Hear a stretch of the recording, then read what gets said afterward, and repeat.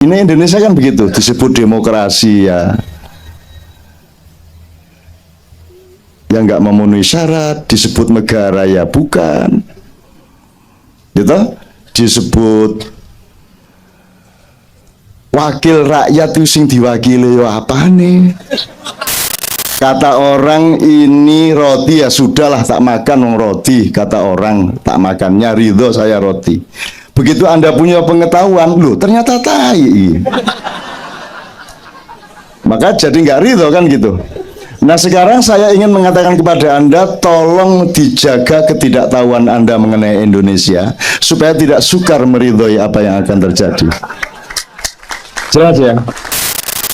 Hanya orang bodoh yang terlalu tidak mengerti apa-apa. Artinya kebodohannya itu melebihi batas.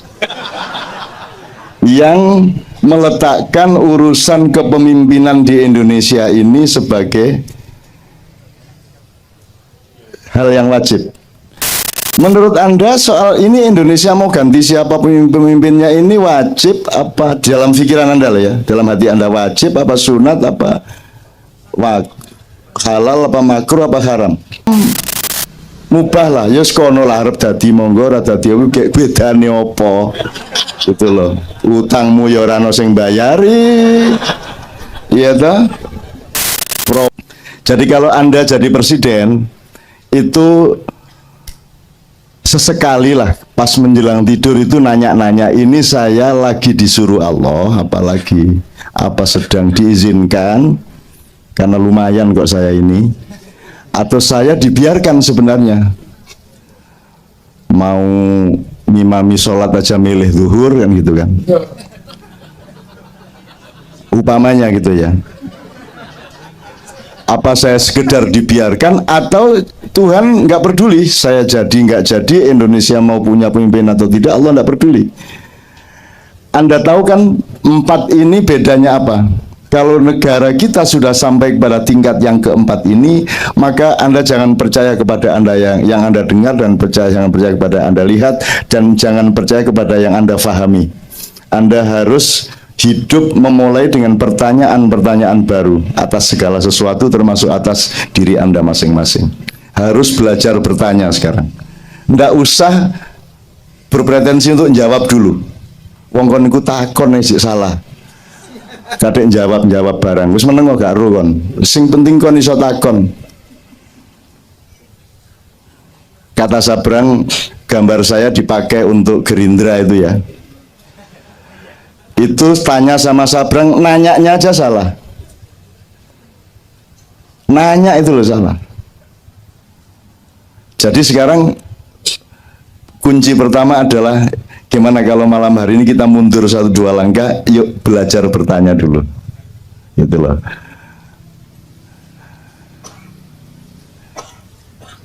Kalau Anda jadi caleg, malah teman saya tadi, tolong nanti malam direnungkan, ini Anda sedang diperintah, Anda lulus tadi ya, Anda sedang diizinkan atau dibiarkan, ngapain saya urusin gitu ya kata Allah ya. Wong A bukan A, B ternyata C, C berlagak D, kan begitu kan? D, ternyata E bukan E juga. Ini Indonesia kan begitu, disebut demokrasi ya. Yang nggak memenuhi syarat, disebut negara ya bukan. Gitu? Disebut wakil rakyat itu sing diwakili ya apa nih? Misalnya gitu loh. Jadi tidak ada satu huruf yang real atas dirinya sendiri. Wala A, wala B, wala C. Saat ini ya. Jadi waduh, ini kalau tak perpanjang nanti Anda ketawa dong, tapi wis nggak usah lah. Jadi tolong dipertanyakan. Itu pertama.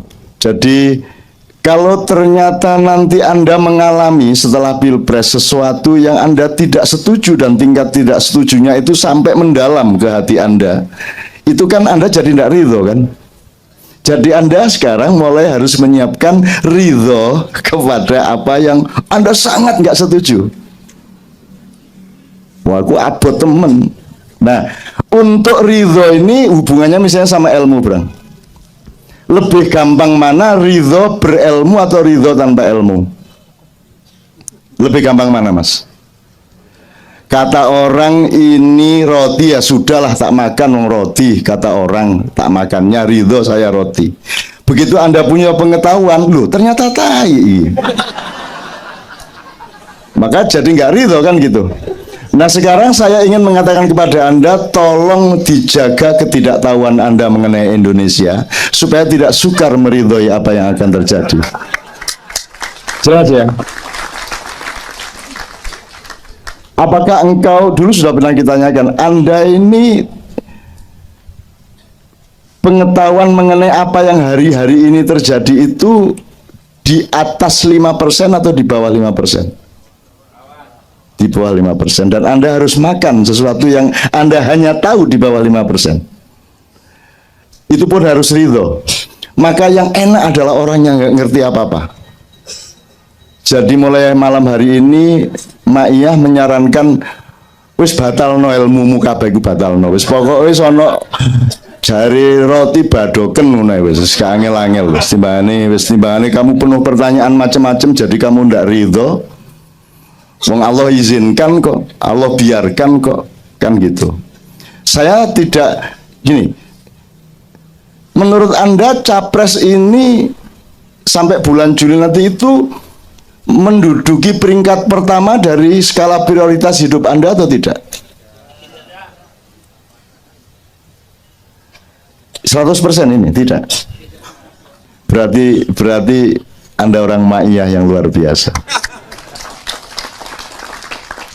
Hanya orang bodoh yang terlalu tidak mengerti apa-apa. Artinya kebodohannya itu melebihi batas. Yang meletakkan urusan kepemimpinan di Indonesia ini sebagai hal yang wajib. Menurut Anda soal ini Indonesia mau ganti siapa pemimpinnya ini wajib apa dalam pikiran Anda lah ya, dalam hati Anda wajib apa sunat apa halal apa makruh apa haram? Mubah. Harus kono-kono gitu ya. Itu namanya mubah. Kalau sunnah mbok iya. Itu kalau sunnah. Kalau wajib harus ini. Awas kalau enggak. Kalau makruh mbok jangan itu. Itu makruh. Kalau haram aku tak santet tak sampai dadi. Misalnya gitu kan. Itu namanya haram. Nah, alhamdulillah malam hari ini Anda saya tanya langsung bahwa itu bukan skala prioritas, sunnah pun bukan. Ya minimum mubah lah, ya sekono lah arep dadi monggo ora dadi kayak bedane apa. Gitu loh. Utangmu ya ora ono sing bayari. Iya ta? Proposal digawa rono rene ya gak dadi-dadi. Kan gitu. Oke. Gitu ya. Oke. Jadi tapi apakah kalau itu tidak penting, itu tidak nomor satu, itu berarti tidak harus diperhatikan? Tetap diperhatikan, tapi pada takaran yang tepat untuk hidup Anda. Jadi saya lengkapkan. Jadi pertemuan kita pada malam hari ini pertemuan yang skalanya 3-4 bulan ataukah skalanya 5-10 tahun? Anda milih mana? Ini kita ini sedang ngomongin nasib kita beberapa bulan ini. Apa Anda mempersiapkan sesuatu untuk sesuatu yang agak lebih panjang? Lebih panjang. Nasib lah sudah beres kalau begitu. Jadi itu lapang tenang-tenang aja. Mau pengumuman KPU malam hari ini apa? Wong itu yo. Wong sekarang manipulasi suara itu tidak harus terjadi di KPU pusat kok. Itu terjadi di lapangan langsung itu juga kok. Itu pokoknya subversi itu terjadi di setiap lapisan. Tapi itu tidak usah diomongkan loh. Kalau tidak begitu mengagumkan kan. saya tidak perpanjang teman-teman sekalian. Untuk itu saya senang karena Anda akan menjadi kader dari Indonesia yang sejati, yang sekarang sedang buang sampah nih. Jadi semua jamur dikeluarin, semua yang buruk-buruk diangkat. Tidak berarti yang terpilih jadi DPD terus buruk ya. Enggak. Karena bisa aja ada mutiara di tong sampah. Nah, tinggal Anda cari, Anda ini mutiaranya apa tong sampahnya, kan begitu kan. Kan tinggal begitu. Itu tidak bisa diklaim oleh siapapun karena itu pengetahuan dan makrifat atas dirimu sendiri masing-masing. Jadi sekarang Anda jangan percaya kepada penilaian orang kepada orang, karena orang melihat apa saja sekarang dengan kepentingan dan kedengkian.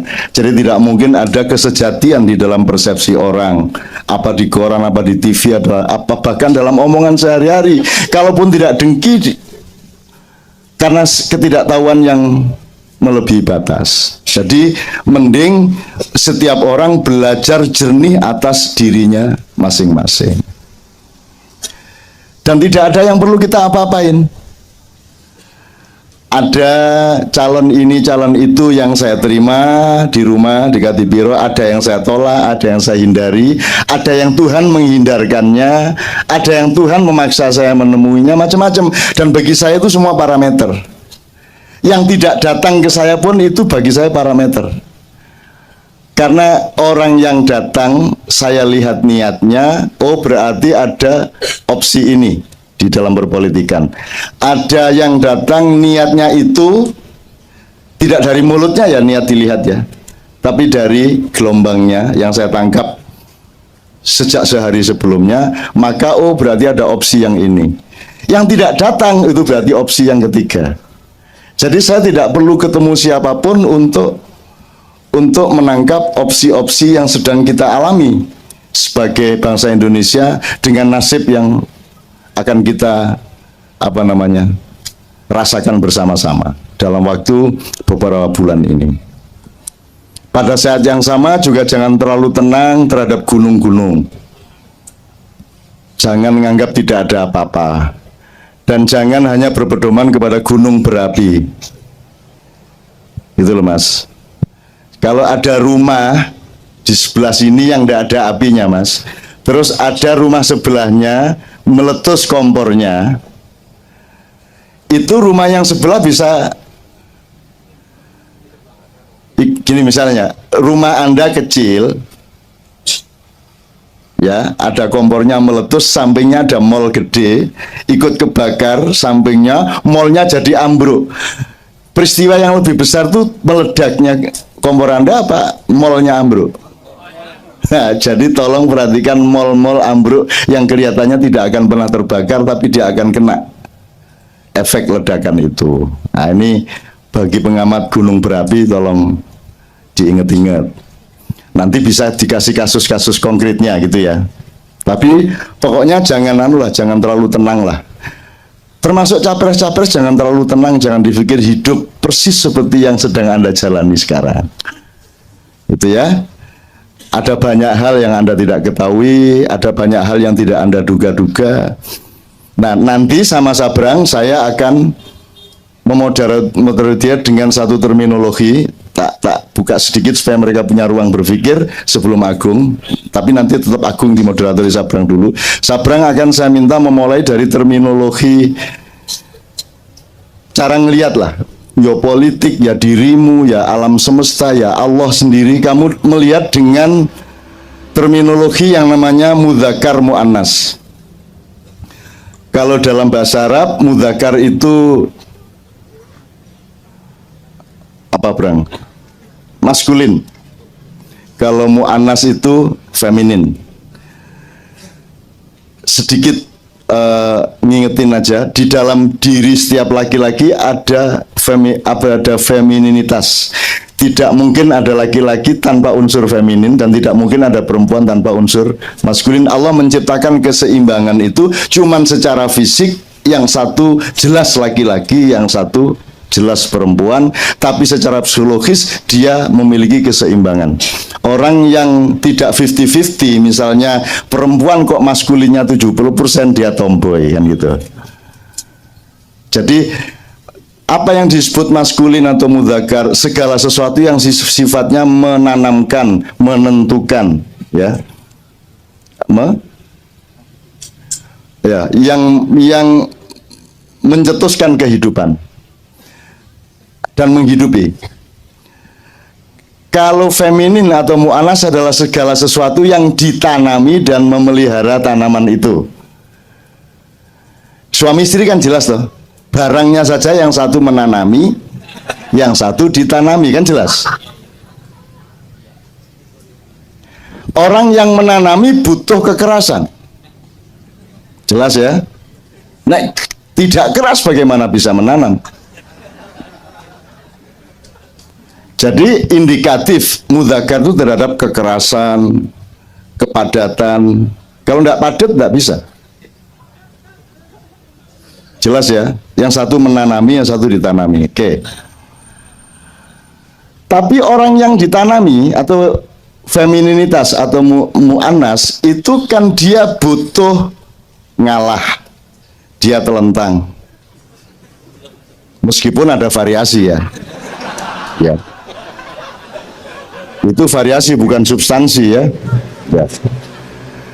Jadi yang satu keras, tegas, mengatasi, menanam, yang satu fleksibel, luwes, legowo, ngalah, kan begitu kan? Namanya jam lumah. Mah, jadi menjadi lemah, menjadi tanah, gitu ya. Nah sekarang kalau Anda tarik garis,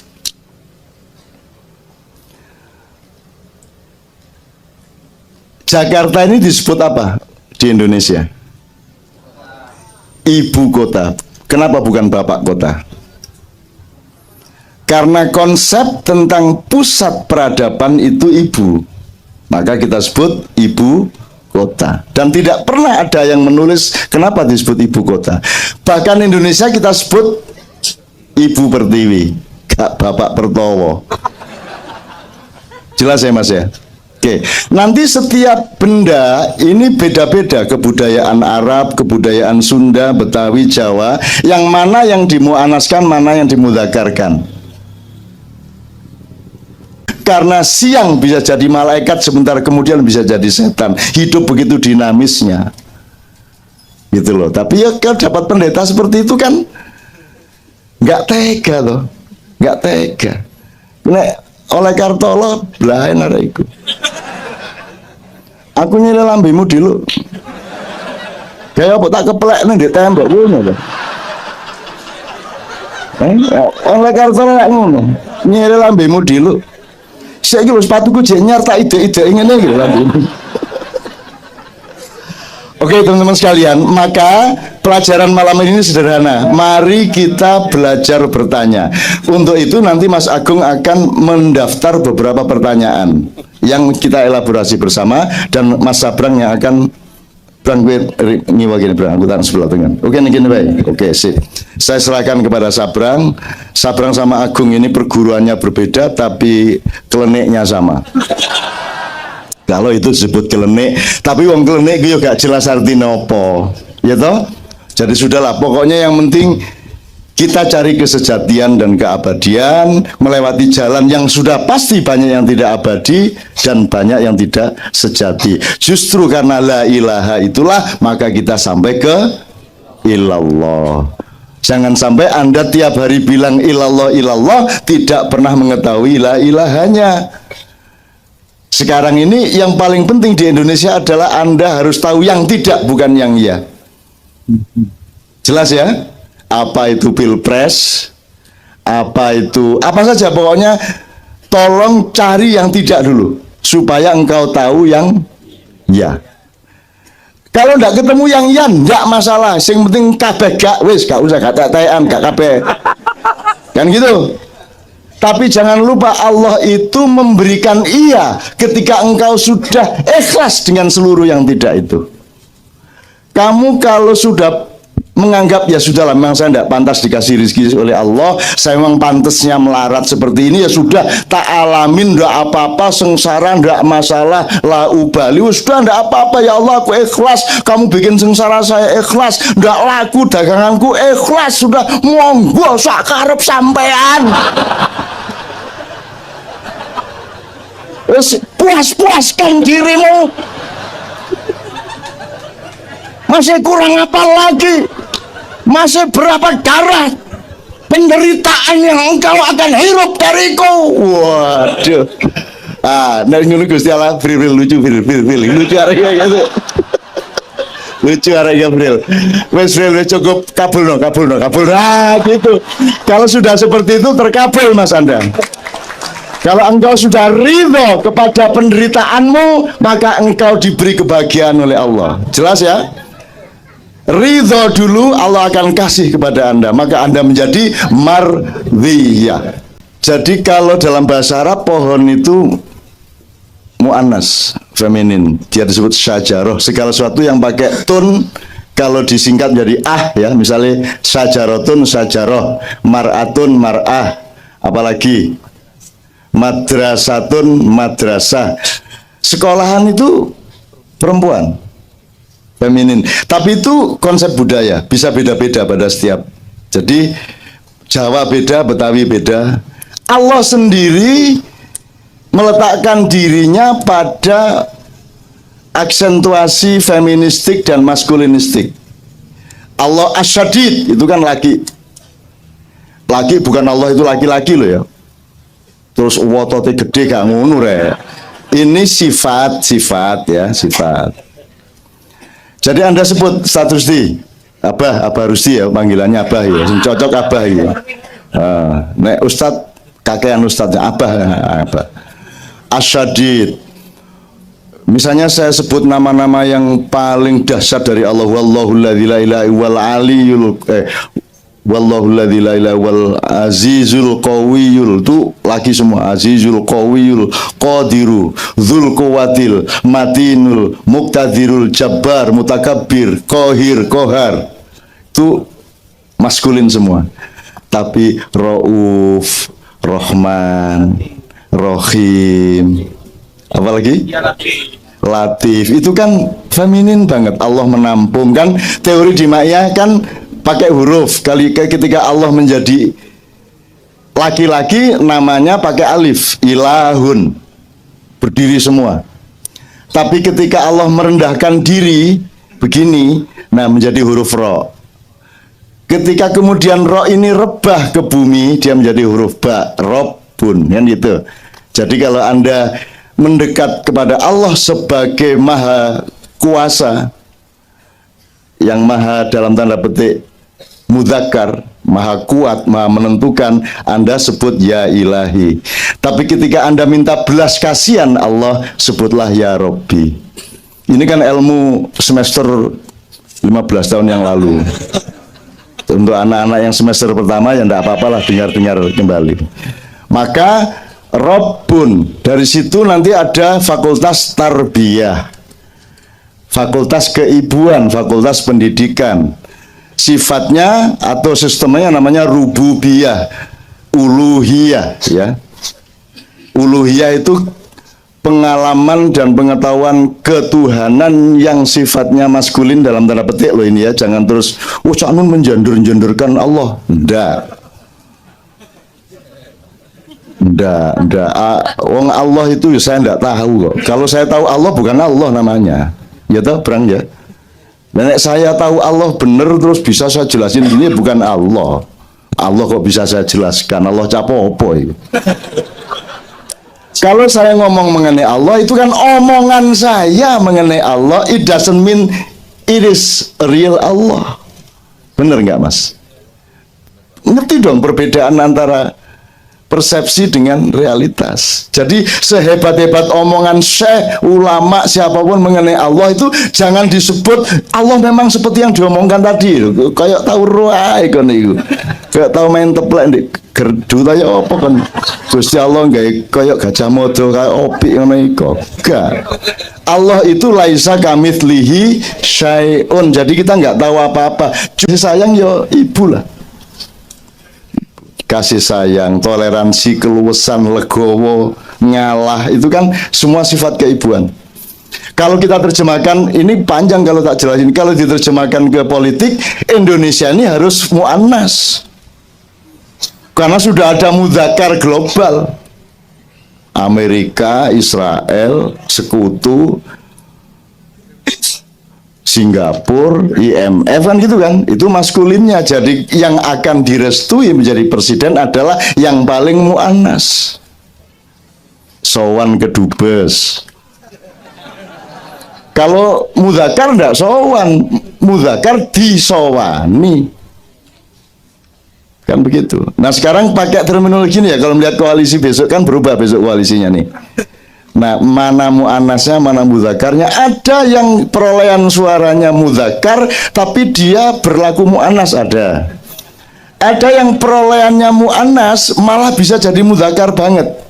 Upamanya koalisi A dapat 40% umpamanya. Koalisi B juga 40% umpamanya. Terus tinggal ada suara 1%. Nah 1% lah mudzakkar loh. Tinggal pilih kene menang, pilih kene menang. Bener nggak? Jadi dialektika mudzakkar mu'annas ini tolong kalau Anda mau pakai ini lebih gampang Mas, lihat-lihat apa yang terjadi. Tapi itu mubah loh ya. Sekali lagi mubah loh ya. Yang terpenting Anda adalah orang yang mulai hari ini menyiapkan untuk menjadi patriot Indonesia sejati yang tidak tahu namanya akan tetap Indonesia atau Nusantara Raya atau apapun.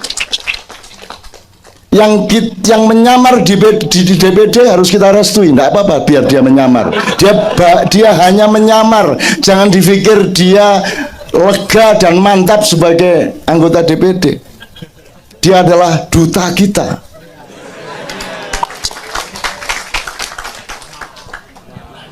Aman, loh aku ini kan menjatuhkan tak bangunin lagi. Loh, saya ini kan seimbang maskulin femininnya kan gitu. Kalau enggak, apa yang menyebabkan Anda tahan sampai jam 3? Karena di sini maskulin sama feminin seimbang. Gantian-gantian. Kalau maskulin tok enggak tahan Anda, feminin tok juga bosen Anda. Anda harus ada terus-menerus dialektika antara itu. Anda bikin musik, Anda ngaji, itu kan ada yang nada irama yang maskulin, ada yang feminin. Kalau Anda kiroah, kalau Anda seimbangkan maskulin femininnya, orang akan tahan mendengarkan. Cuman kori 10 tahun terakhir ini kecepatan maskulin. A'udzubillahi minasyaitonirrajim. Bismillah. Kaget aku rek. Si cepet ngaceng nih kan iki. Mbak pelan-pelan kok. Pakai progres. Gurung-gurung ada bismillah bawanter. Loh iya lah di lapangan gak masalah. Ini pas akad nikah ya. Cuman ada 15 orang di ruangan sempit yang ngaji nih. A'udzubillah. Bismillah. Waduh bawanter. Malaikat melayu mulai. Jibril tanya, kenapa kamu balik? Aku difitnah, wahai baginda Jibril. Difitnah gimana? Aku dituduh dublek oleh koriknya, sehingga dia keras banget suaranya. Maka aku pergi dari situ. Gitu. Tadi ngaji itu dikira-kira lah, gitu loh. Ya, bah. Apa meneh nek wis nirokno Masjidil Haram, nek wis adzan dukur-dukur, padahal adzan itu seluruh dunia ini Cuman melangkah satu langkah soal adzan tuh nggak bisa. Bahwa adzan tuh nggak harus pakai lagu, kok ruwet toh sampean. Tadi nek gak iso nglaguin mbok gak usah lagu ngono lho. Lapo sampean lagu-lagu ngono iku lapo. Bilal dulu nggak pakai lagu insya Allah. Saya punya rekamannya. Sudah saya MP3 kan. Allahu Akbar. Allahu Akbar. Boleh toh? Loh, kalau memang kamu itu indah seperti Syekh Mahmud Al-Husyairi, Abdul Basit bin Muhammad Abdul Somad, atau seperti almarhum Muhammad Dong, atau siapa Nanang Kosim, monggo lagi kon niku mantep dipewanterno, dia pikir itu indah. Terus nek ana wong Jombang liwat iku karepe indah, iku karepe rek. Iku karepe iku mesti atine krasa indah temen iku temen. Sak apa-apa wis ya ana ya apa meneng. Iso nemek saunu gitu kan. Jadi kalau adzan gitu jangan di Jombang. Digerundeli gak karu-karuan kan. Jombang udah jangan deh. Di Jombang terutama Jombang Timur ndak usah gitu-gituan dah. Khutbah apike koyo ngono wis seru ket biyen nek ngono wis seru. Rasulullah wis tau krungu rene iki. Angel gitu. Itu teman-teman sekalian, oke. Jadi malam hari ini kita punya jangka waktu 10 tahun minimum. Atau kalau kita detail 2017 ya. Kalau harus jadi momentum 2019 oke, kalau ada yang bisa ditata pada waktu itu. Setelah itu kita siap di atas 2019 kita menjadi manusia Indonesia yang karakternya sudah ditemukan. Karakter Anda kan bukan karakter maskulin Indonesia ini. Karakter Anda itu kan karakter kalau orang Jawa ya menang tanpa ngasorake tadi itu kan, ngeluruk tanpa bolo.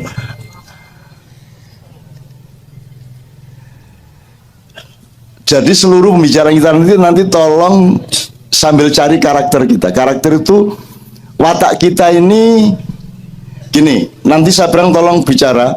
Kalau Arab itu sangat maskulin, maka dikasih Rasulullah yang sangat feminin secara akhlak, lembut, luwes, ngalah, gitu kan. Orang jelek itu dicari-cariin alasan supaya ikut masuk surga kan gitu kalau Rasulullah. Itu kan karena Rasulullah sudah begitu, kita sebaliknya lah. Orang sudah bagus, sudah sholat pun kita cari-cariin alasan supaya masuk neraka. Sekarang kan begitu kan kita. Kerjaan kita kan menyeimbangi Rasulullah.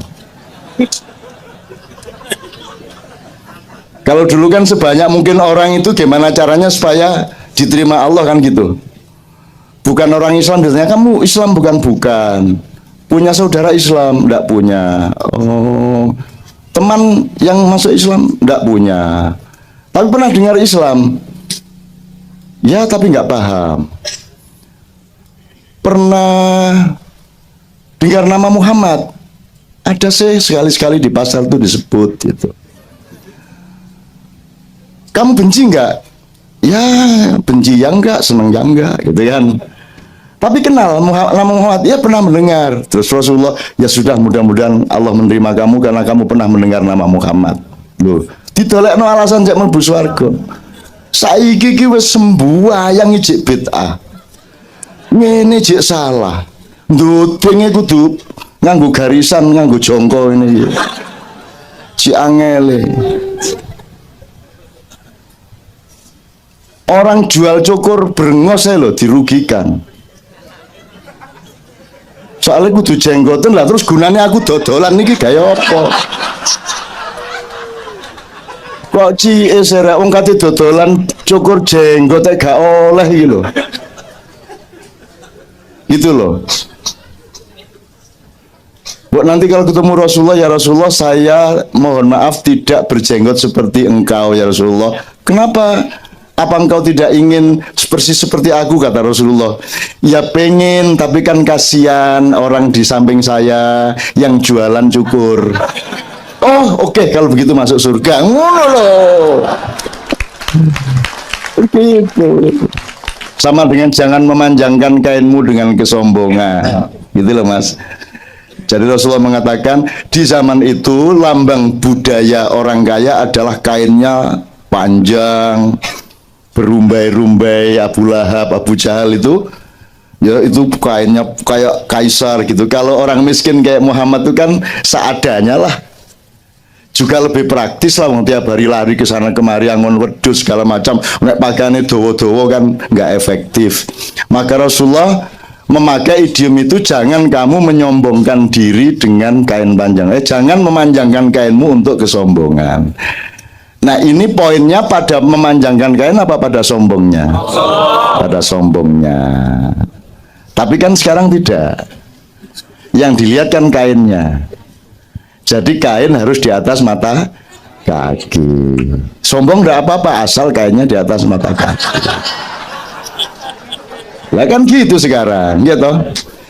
Jadi Anda sekarang hati-hati kalau memakai istilah, misalnya di Jakarta kan lahir istilah terus-menerus. Lahir idiom-idiom baru, misalnya idiom unjuk gigi, membusungkan dada. Kamu tuh sok banget membusung-busungkan dada ke sana kemari, mentang-mentang jadi anggota DPD. Misalnya gitu kan. Membusung-busungkan dada kan gitu kan. Membusungkan dada itu kan istilah, bukan dia begini enggak. Tapi 50 tahun yang akan datang ada tafsir dilarang membusungkan dada. Asbi ya coba. Jadi ini nek melaku.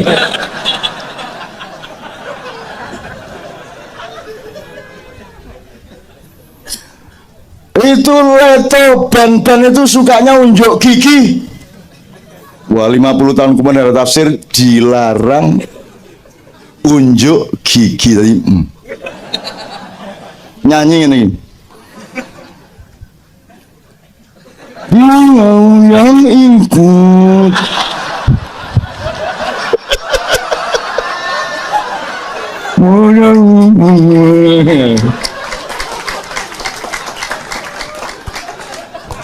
lah dilarang unjuk gigi ya kan? Lah kalau kita segitu cara memahami hidup ini kan lucu, bukan susah, lucu gitu loh. Terus nggak boleh lagi mana itu nggak nongol batang hidungnya. Dia nggak mana nggak berani nongol, mana batang hidungnya kok nggak kelihatan gitu kan, itu ditangkap batang hidungnya. Suatu hari orang ribut, ada Muhammadiyah hidung harus ditutupi, kalau NU tidak apa-apa, kalau Ahmadiyah hidung ditutupi asalkan mancung, kalau PSN tidak usah ditutupi. Pokoknya ada tafsir macam-macam gara-gara ada istilah 50 tahun yang lalu yang namanya batang hidung. Jadi gimana teman-teman kita ini? Dan makin lama orang Islam ini makin kayak gitu. Rasulullah tanya, mana tukang sapu ibu-ibu yang biasanya menyapu kok tidak kelihatan? Sahabat menjawab, loh sudah meninggal beberapa hari yang lalu ya Rasulullah. Loh kok tidak bilang saya? Cepat antar saya ke kuburannya. Terus Rasulullah datang ke kuburannya di antara para sahabat, sholat di sana, berdoa, satu balik ke masjid. Apa tafsirnya?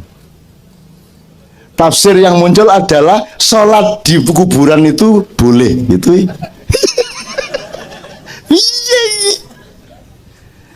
Padahal yang nomor satu kan betapa penuh cintanya Rasulullah ini kepada orang kecil, kan begitu.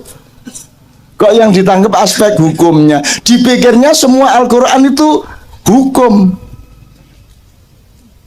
Loh, kalau Anda tidak bisa membedakan bahasa hukum sama bahasa budaya sama bahasa sastra, bahasa politik, susah hidup ini.